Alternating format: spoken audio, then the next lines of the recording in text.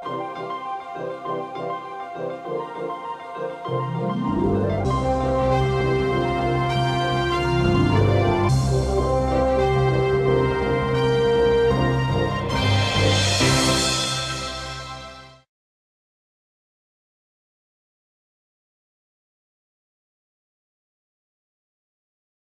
when you're managing a small company, or when somebody's managing, when you know somebody's managing a small company, that's just really different than managing a big company in a lot of ways. But one thing is, in a lot of ways, is you can't.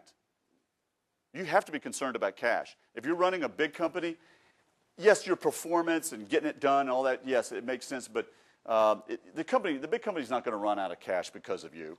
But if you're running a small company, you just may run out of cash. And since it is the heart pressure, to coin a medical phrase, or the heartbeat, it's the blood pressure of the company. When you're out, it is game over.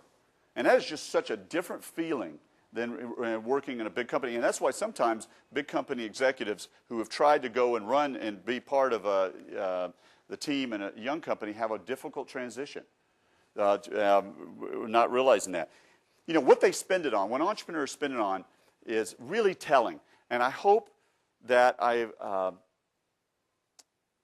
convince you that during the rest of the winter and spring, I'm not doing any favors for the future speakers here, but I hope I convince you to ask questions like, okay, what are you spending your money on right now? Because cash is your blood pressure. It's so precious. It's one thing you can't run out of. It's the only financial parameter that matters in a startup. What are you spending it on?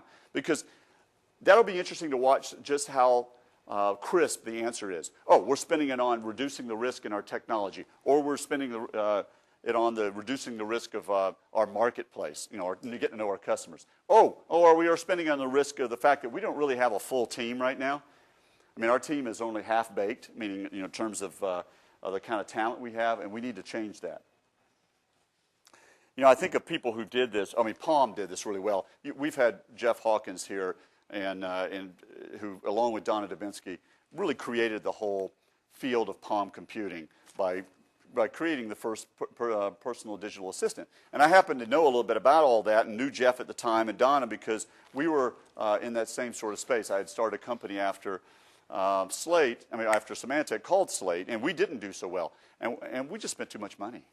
I didn't follow my own advice. And I was just amazed how Donna and Jeff, and Jeff, you've seen him up here. This guy's just amazing, smart. One thing he and Donna were really good smart is they cocooned is the word they used to use. And really, really, really careful, and we're super frugal. As that market, it just didn't, we had a chasm problem. The whole notion of writing on small devices, handheld devices, and writing with a pen and all that just took a long time to get going. Battery life and handwriting recognition took a long time. But they were able to cocoon and do that.